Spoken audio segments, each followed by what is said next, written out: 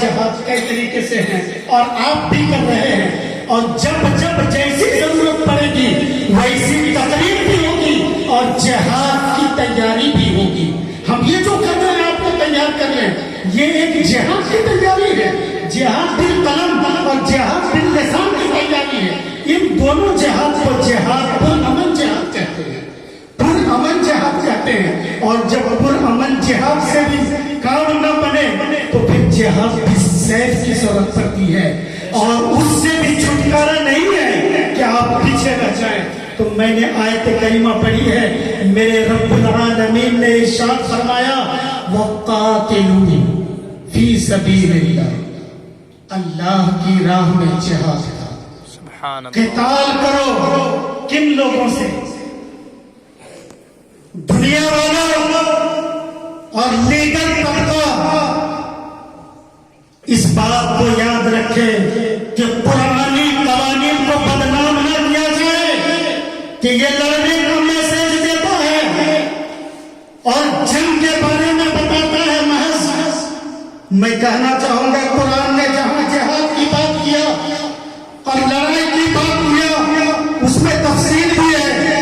قرآن نے فرمایا ان لوگوں سے لڑو اللہ کی راہ میں جو تم سے لڑتے ہیں، الذین یقاتلونکم، جو تمہاری جان سے کھیلنے میں آ جائے تم بھی اس کی ان کی جانوں پر کھیلنے پہ آ جائے، جو تم سے مقاتلہ کرے تم بھی ان سے مقاتلہ کرو۔ تو قرآن نے تو واضح کر دیا جہاد ہر حال میں فرض نہیں ہے، ہر حالت میں فرض نہیں ہے۔ جب قلم کے ذریعے ہم کو نشانہ بناؤ گے تو ہم بھی قلم اٹھائیں گے، جب زبان کے ذریعے ہمیں مجبور کرو گے تو ہم بھی زبان کو نکالیں گے اور استعمال کریں گے، اور جب تم تلوار نکالو گے ہتھیار نکالو گے تو ہم بھی ہتھیار نکالیں گے۔ یہ قرآن کا قانون ہے۔ ایک تاریخی تسلسل کے ساتھ ملک کے جو اندرونی حالات ہیں NRC اور CAA کو لے کر اس حوالے سے میں بتانا چاہوں گا کہ جب انسانیت کی ابتدا ہوئی، جنت سے اتارے گئے، تو اس وقت بھی دو فرد میں سے ایک نے چاہا تھا انسانیت کے دائی کو ختم کر دیا جائے۔ قابل نے حابیل کو مار ڈالا، مگر انسانیت کا خالق رب العالمین ہے، وہ جس کو بچانا چاہے وہ بڑھتا رہے گا، اس طبقے کو ختم نہیں کر سکتے ہو۔ تو انسانیت بڑھتی نہیں، پھر نوح علیہ السلام اور قوم نوح، قوم عاد اور قوم ثمود، ان تین قوموں اور ان کے بعد آنے والی مسلسل قوموں کا حال قرآن مقدس میں ایک اس طور پر پیش کیا گیا ہے۔ کہا گیا کہ وَقَالَ الَّذِينَ كَفَرُوا لِرُسُلِهِمْ، کافروں نے اپنے پیغمبروں سے اپنے اپنے زمانے میں، یعنی نوح علیہ السلام کے زمانے میں نوح علیہ السلام کی قوم نے کہا تھا، اور عاد کی قوم نے کہا تھا، سمود کی قوم نے کہا تھا۔ کیا کہا تھا؟ جو آج BJP پارٹی کہہ رہی ہے وہ قوم نوح نے کہا تھا، قوم سمود و عاد نے کہا تھا، اور اس کے بعد آنے والی قوموں نے بھی وہی کہا تھا۔ یہ تو ہم انسانیت کی شروع والی تاریخ سے ہمیں NRC اور CAA والی بات کا سامنا کرنا پڑتا ہے۔ قرآن نے کہا کہ لَنُخْرِجَنَّكُم مِّنْ أَرْضِنَا، ضرور ہم تم لوگوں کو اپنی سرزمین سے نکال دیں، اور اگر یہاں رہنا چاہو تو أَوْ لَتَعُودُنَّ فِي مِلَّتِنَا، تو گھر واپسی کرنی پڑے گی، مذہب تبدیل کرنا پڑے گا، دین کا راستہ چھوڑنا پڑے گا۔ یہ ارتداد ہے، یہ اللہ کی راہ سے ہٹنا ہوا۔ اس کے بعد جب حضرت شعیب علیہ السلام کی قوم آئی تو ان کی قوم نے بھی یہی کہا لَنُخْرِجَنَّكَ يَا شُعَيْبُ وَالَّذِينَ آمَنُوا مَعَكَ، کہ آپ کو اور آپ پر ایمان لانے والی قوم کو ہم لوگ اپنے شہر سے، اپنی سرزمین سے نکال دیں گے۔ یہ اس زمانے میں بھی ہوا۔ حضرت موسیٰ علیہ السلام کے زمانے میں تو ڈیٹینشن سینٹر بھی بن چکا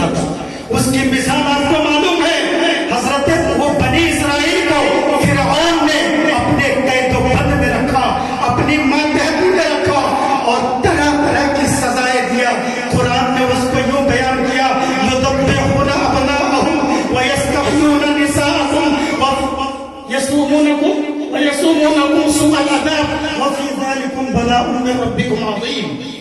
کہ وہ مردوں کو نر اولاد کو قتل کرتے ہیں، ذبح کرتے ہیں، اور کیا کرتے ہیں، اور عورتوں کو زندہ رکھتے ہیں، باندی بنا لیتے ہیں.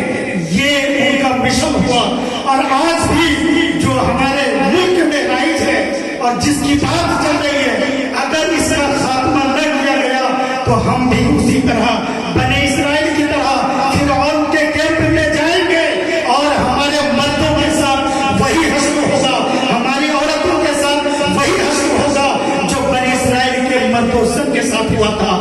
لیکن ایسے پرفتن دور میں بھی اگر ہم نے حبل الہی کو پکڑ کے رکھا اور کلمہ حق کے تحت صف بندی برقرار رکھی اور قیادت کسی کی تسلیم کر لیا تو پھر وہی ہوگا کہ اللہ تعالیٰ کوئی موسیٰ یعنی کوئی ایسا قائد بھیجے گا جیسا کہ فرعون کے زمانے میں موسیٰ کو بھیجا اور کہا میرے بندوں کو ڈیٹینشن کیمپ سے نکال لو، اور جب وہاں سے نکال کر لے جانے لگے تو وہ لوگ پکڑنے بھی آئے.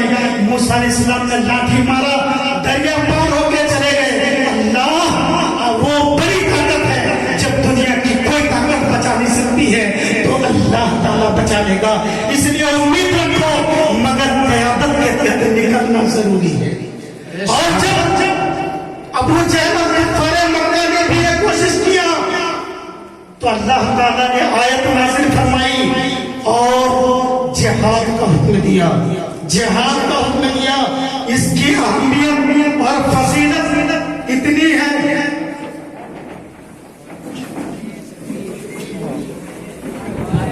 نعرہ تکبیر، نعرہ رسالت، علماء اہل سنت، مسلک اعلی حضرت، نعرہ تکبیر، حضور ڈاکٹر سجاد عالم صاحب قبلہ مصباحی، حضور مفتی جان مصطفیٰ صاحب قبلہ مصباحی، نعرہ تکبیر، نعرہ رسالت.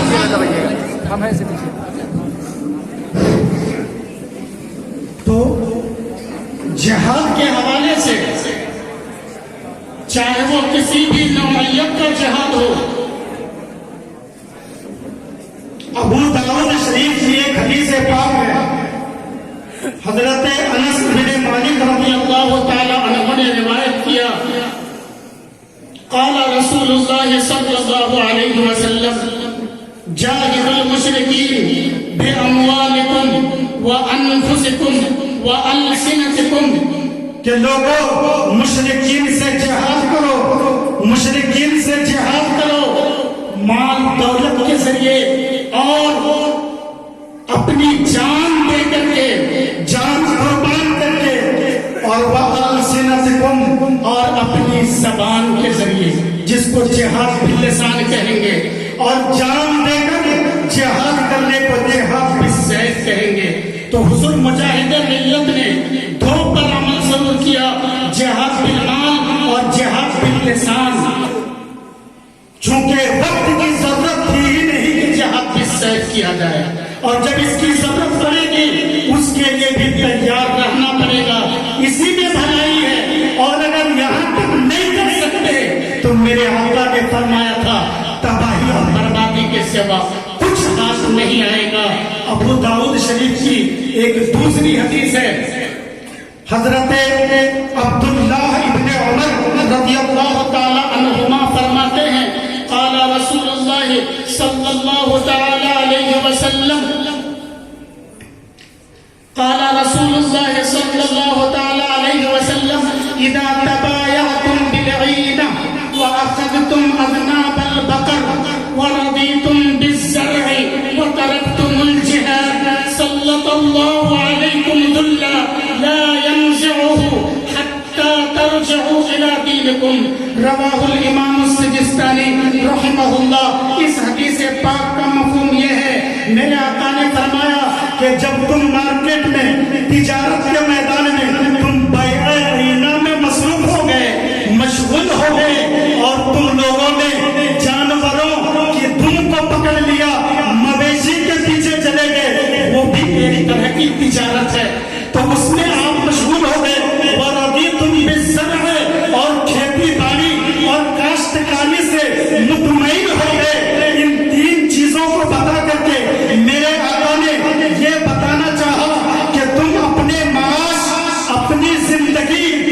کو خود کفیل بنانے میں مصروف ہو گئے، مال درہم و دینار کمانے میں لگ گئے، وَتَرَكْتُمُ الْجِهَادَ، اور جہاد کو بالکل پسے پشت ڈال دیا، اس کے بارے میں کوئی سوچ بچار نہیں کیا، تو سلط اللہ علیکم ذلہ، تو تم لوگوں پر اللہ تعالیٰ ایسی ذلت مسلط فرمائے گا کہ وہ ذلت ہٹ نہیں سکتی یہاں تک کہ تم دین کی طرف لوٹ آؤ، یعنی دین کی جو سمجھ اور دین کی جو سوچ مدینے کے تاجدار نے دیا تھا اس کو از سر نو پڑھنے کی ضرورت ہے، اور اس سیرت مصطفیٰ کو پڑھ کر ان کے نمایاں گوشوں کو اور حالات کے مطابق جو گوشے ہیں ان کو ایک دوسرے تک شیئر کیا جائے، اور جو شریعت پر عملی مسائل شریعت کے ان پر سختی کے ساتھ عمل کیا جائے۔